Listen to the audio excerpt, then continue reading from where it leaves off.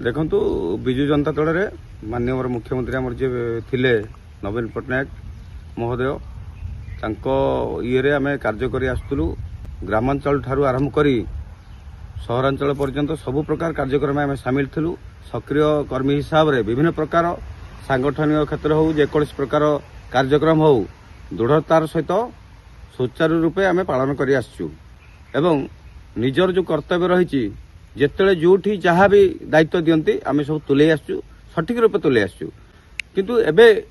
दीर्घ 4.5 वर्ष हम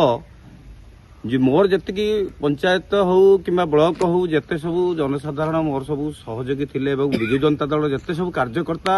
एवं जो माने ग्रामांचल भोटर भाई माने जो माने गाँव भी जार मुखिया हूँ गाँव संगठक हूँ से अणदेखा करागला